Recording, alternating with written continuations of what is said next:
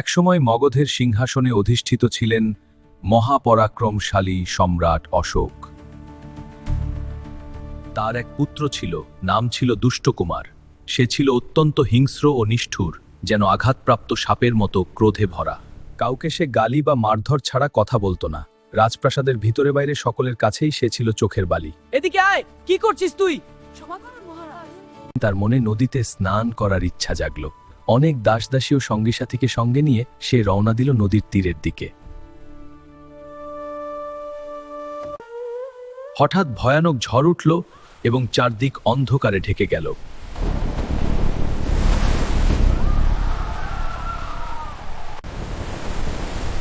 সে তখন চিৎকার করে বলল, আমাকে নদীর মাঝখানে নিয়ে যাও, সেখানে আমাকে স্নান করিয়ে আবার ফিরিয়ে নিয়ে এসো।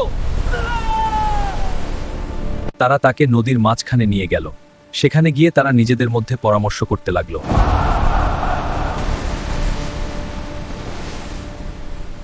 এই লোকটা যদি রাজা হয় আমাদের কি অবস্থা হবে? বরং এখনই এই দুষ্টটাকে শেষ করে দিই। এই বলে তারা চিৎকার করল। যাও, তুমি তো আমাদের জন্য এক বিপদ। এরপর তারা তাকে জলে ফেলে দিল। পরে তারা তীরে ফিরে এলে লোকেরা জিজ্ঞেস করল, রাজপুত্র কোথায়? আমরা তাকে দেখতে পাইনি। ঝড় উঠতে দেখে সে হয়তো আগে থেকেই নদী থেকে উঠে বাড়ি চলে গেছে। রাজসভাসদরা রাজার সামনে গিয়ে উপস্থিত হল। আমার ছেলে কোথায়? মহারাজ, আমরা জানি না। হঠাৎ ঝড় উঠেছিল, তাই আমরা ভেবেছিলাম তিনি আমাদের আগেই ফিরে গেছেন। এ কথা শুনে রাজা সঙ্গে সঙ্গে প্রাসাদের দরজা খুলে দেওয়ার নির্দেশ দিলেন।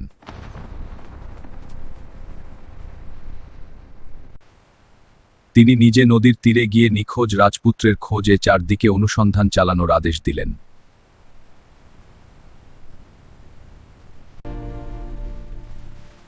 মহারাজ, রাজকুমারকে সব জায়গায় তন্ন তন্ন করে খুঁজলাম, কিন্তু কোথাও পেলাম না। আমার প্রিয় পুত্র, তুমি কোথায়?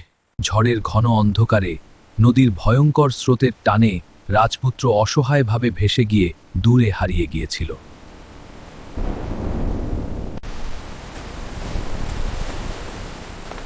ভেসে যেতে যেতে সে একটি গাছের গুঁড়ির সঙ্গে ধাক্কা খায় এবং সেটির উপর উঠে পড়ে।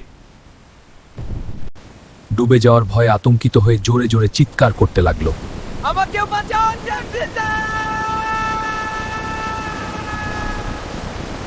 সে সময় প্রাচীন মগধ রাজ্যে এক ধনী ও প্রভাবশালী স্বর্ণ ব্যবসায়ী বাস করতেন, যিনি স্বর্ণের বাণিজ্যে দক্ষতা ও সৎ পরিচয়ের জন্য সমগ্র রাজ্যে সুপরিচিত ছিলেন। তিনি মৃত্যুর আগে নদীর তীরে 40 কোটি স্বর্ণ মুদ্রা মাটির নিচে লুকিয়ে রেখেছিলেন।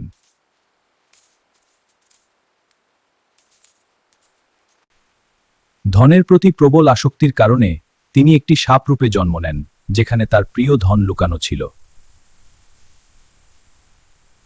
একই স্থানে আরেকজন ব্যক্তি 30 কোটি স্বর্ণমুদ্রা লুকিয়ে রেখেছিল।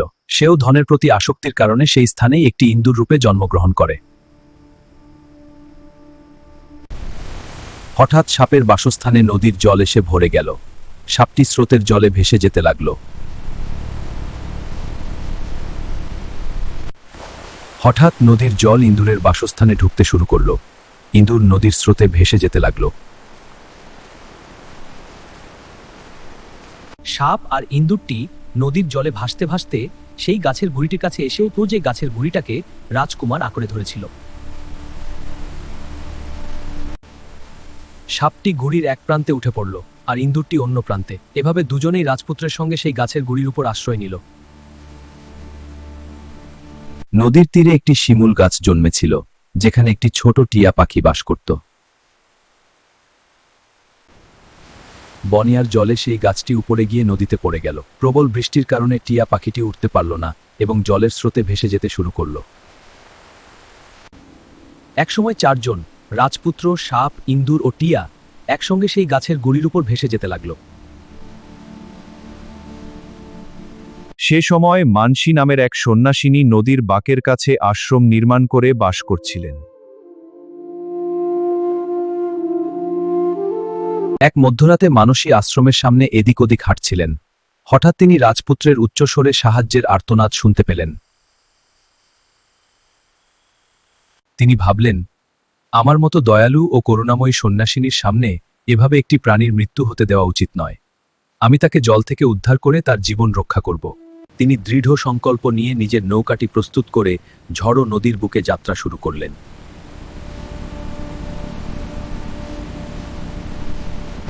তিনি রাজপুত্র, ইন্দুর, টিয়া পাখি আর সেই সাপটিকে নৌকায় করে কিনারার দিকে যাত্রা করলেন।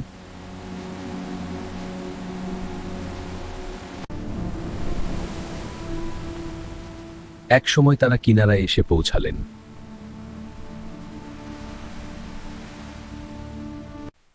এরপর তিনি রাজপুত্র, সাপ, ইন্দুর ও টিয়া পাখিটিকে নিজের আশ্রমে নিয়ে গেলেন। সেখানে আগুন জ্বালিয়ে প্রথমে দুর্বল প্রাণীগুলো ইঁদুর ও টিয়া পাখিকে গরম করে সুস্থ করে তুললেন। তারপর তিনি রাজপুত্রের প্রতি যত্ন ও মমতায় ভরপুর হয়ে তাকে স্নেহের সঙ্গে দেখভাল করতে লাগলেন। ধন্যবাদ। এরপর রাজকন্যা সবার জন্য সযত্নে প্রস্তুত করা উষ্ণ ও পুষ্টিকর খাবার নিয়ে এলেন। এরপর তিনি বিভিন্ন ধরনের ফল এনে প্রথমে প্রাণীগুলোকে খাবার জন্য দিলেন।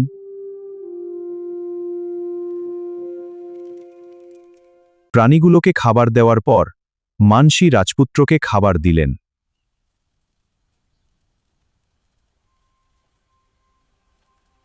এতে যুবরাজ অত্যন্ত রেগে গেল। সে মনে মনে ভাবল, এই নিকৃষ্ট সন্ন্যাসিনী আমার রাজকীয় মর্যাদার কোনো সম্মানই করে না, বরং পশুদেরই আমার আগে গুরুত্ব দিচ্ছে। এই চিন্তা থেকে সে মানসীর প্রতি বিদ্বেষ পোষণ করতে শুরু করল।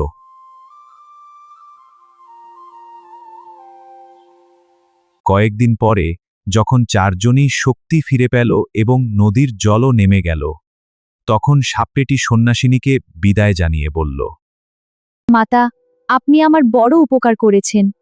আমি গরিব নই। একটি নির্দিষ্ট স্থানে আমার 40 কোটি স্বর্ণমুদ্রা মাটির নিচে লুকানো আছে। কখনো আপনার অর্থের প্রয়োজন হলে সবই আপনার জন্য। শুধু সেখানে গিয়ে সাপ বলে ডাকবেন। আমার কাছেও ধন সম্পদ আছে। যখনই প্রয়োজন হবে এসে ইন্দুর বলে ডাকবেন। মাতা, আমার কাছে সোনারূপা নেই, কিন্তু যদি কখনো উৎকৃষ্ট চালের প্রয়োজন হয় তবে আমার বাসস্থানে এসে টিয়া বলে ডাকবেন। আমি আমার আত্মীয়দের সাহায্যে আপনাকে অনেক গাড়ি ভর্তি চাল এনে দেব। সবশেষে রাজপুত্র এলো। তার হৃদয় ছিল আক্রোশে ভরা এবং মনে মনে সে ঠিক করে রেখেছিল যে যদি কখনো মানসী তার কাছে আসেন তবে সে তাকে হত্যা করবে। কিন্তু নিজের এই ইচ্ছা গোপন রেখে সে বলল, মাতা, যখন আমি রাজা হব তখন আপনি আমার কাছে আসবেন। আমি আপনাকে 4টি প্রয়োজনীয় উপকরণ দান করব। এই কথাগুলো শেষ হতেই ধীরে ধীরে একে একে সবাই নীরব বিদায় নিল, আর আশ্রমের সেই শান্ত পরিবেশে শুধু নদীর স্রোতের শব্দ আর বাতাসের মৃদু সুরই রয়ে গেল। একসময় রাজপুত্র রাজ্যের সিংহাসনে অধিষ্ঠিত হয়ে ক্ষমতা আর দায়িত্ব গ্রহণ করলেন। মানসীর মনে ইচ্ছা জাগল, তাদের দেওয়া প্রতিশ্রুতিগুলো একবার পরীক্ষা করে দেখা যাক। তাই প্রথমে তিনি সাপের কাছে গেলেন। তার বাসস্থানের কাছে দাঁড়িয়ে তিনি ডাকলেন, সাপ, তুমি আমার কথা শুনতে পাচ্ছ? সাপটি তৎক্ষণাৎ বেরিয়ে এসে ভক্তি ভরে বলল, মাতা, এখানে 40 কোটি স্বর্ণমুদ্রা লুকানো আছে। আপনি খুঁড়ে নিয়ে নিন, সবই আপনার। ভালো কথা। যখন প্রয়োজন হবে আমি তা নিতে ভুলব না। আমি জানি। বিদায় মানসী। এবার মানসী সেই ইন্দুর মুসিক রাজার রাজপ্রাসাদের সামনে গিয়ে দাঁড়ালেন। ইতিমধ্যেই তার পূর্ব বছরের সৎকর্মে খুশি হয়ে প্রকৃতি দেবী ইন্দুরকে মানকপুর সাম্রাজ্যের রাজা নিযুক্ত করেছিলেন। মহারাজ, মানসী নামের এক বৌদ্ধ সন্ন্যাসিনী আপনার সাথে দেখা করার জন্য মেন দরজার বাইরে দাঁড়িয়ে আছেন। মাতা, সেই দিন নদীর স্রোতে আমি হারিয়ে যাচ্ছিলাম। যদি আপনি নৌকা নিয়ে আমাকে না বাঁচাতেন আমি আজ এখানে আসতে পারতাম না। আপনার সেই দয়া আমি কখনো ভুলতে পারবো না। আমি আপনার কাছে চিরকাল ঋণী হয়ে থাকব। এই সাম্রাজ্যের প্রকৃত অধিকারী আপনি। মুসিক রাজা গভীর শ্রদ্ধা ও বিনয়ের সাথে মানসীকে রাজপ্রাসাদের ভেতরে প্রবেশ করিয়ে নিয়ে এলেন। মানসীর প্রতি গভীর শ্রদ্ধা জানিয়ে মুসিক রাজা তাকে নিজের সিংহাসনে আসন গ্রহণ করালেন এবং নিজে বিনয়ের সাথে তার পায়ের কাছে মেঝেতে বসে পড়লেন। মুসিক রাজা সমগ্র রাজ্যবাসীর জন্য টানা 1 মাসব্যাপী এক মহাভোজের আয়োজন করলেন, যা ছিল ঐশ্বর্য ও আনন্দে ভরপুর। এরপর মানসী টিয়া পাখির রাজ্য হরিত সাম্রাজ্যে প্রবেশ করলেন। তুমি কি মানসী?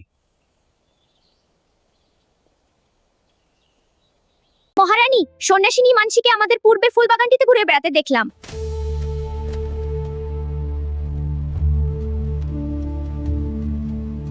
মানসীর কথা শুনে রানী হরিতা তৎক্ষণাৎ তার রাজকীয় রথে আরোহণ করে দ্রুত বাগানের উদ্দেশ্যে রওনা দিলেন। হে মাতা, অতীতে তুমি আমাকে মৃত্যুর মুখ থেকে ফিরিয়ে এনেছিলে। সেই দয়া আমি আজও হৃদয়ে ধারণ করে আছি। তোমার প্রতি আমার এই কৃতজ্ঞতা চিরদিন থাকবে।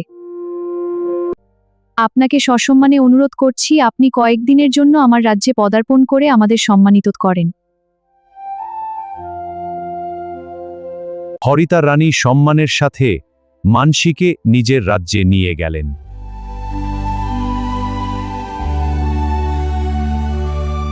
হরিতা রানী মানসীকে নিজের সিংহাসনে বসিয়ে তার সম্মানের জন্য টানা 1 মাস ব্যাপী বিশাল উৎসবের আয়োজন করলেন।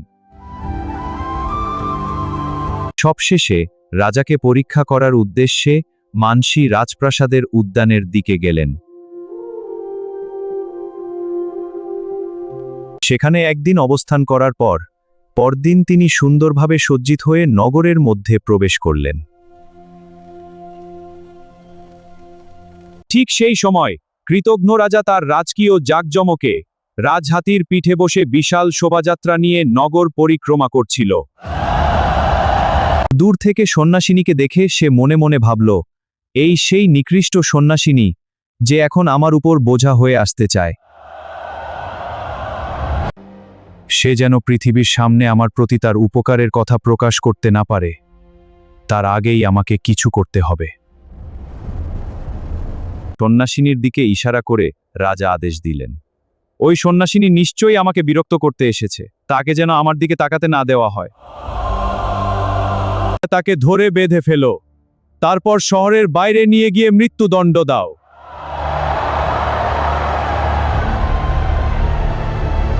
রাজার আদেশ মেনে সেবকেরা নিরপরাধ মহান মানসীকে বেঁধে ফেলল, কিন্তু তবুও মানসী তাদের প্রতি কোনো রাগ বা বিদ্বেষ অনুভব করলেন না। মানসী মনে মনে ভাবলেন, প্রাচীন মুনিরা ঠিকই বলেছিলেন, কিছু মানুষ অপেক্ষা ভেসে আসা একটি গাছের গুড়ি বেশি উপকার করে। তুমি কোন চিন্তা করো না। মহারাজ মুসিক মগদের দুষ্টু রাজা মানসীকে গ্রেপ্তার করেছে আর তাকে মৃত্যুদণ্ড দেবে বলে নিশ্চিত করেছে।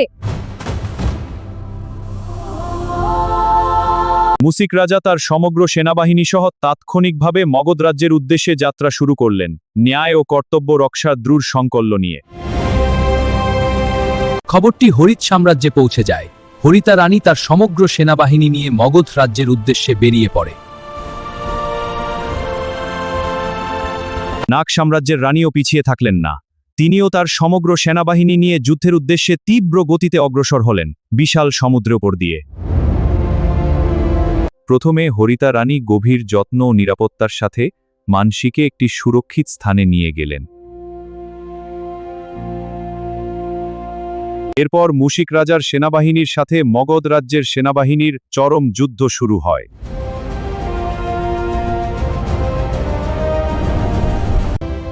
হরিত সাম্রাজ্যের সেনাবাহিনীও দ্রুত যুদ্ধক্ষেত্রে এসে উপস্থিত হয়ে সংঘাতে যোগ দিল। নাগ সাম্রাজ্যের সেনাপতি তার সেনাবাহিনী নিয়ে যুদ্ধক্ষেত্রে প্রবল পরাক্রমে তীব্র সংঘর্ষে লিপ্ত হলেন। আক্রমণ করো! মগধ রাজ্যের দুষ্টু রাজা যুদ্ধে পরাজয় নিশ্চিত দেখে বিশাল বাণিজ্যিক জাহাজে করে সমুদ্রে পাড়ি দিলেন।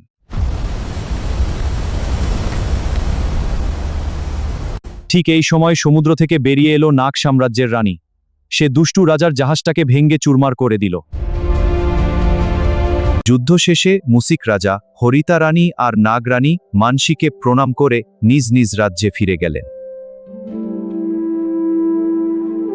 নগরবাসীরা মানসীকে রানী হিসেবে মগধের সিংহাসনে বসাতে চেয়েছিলেন, কিন্তু মানসী রাজার পুত্র অসিত চন্দ্রকে রাজ্যের সিংহাসনে বসালেন।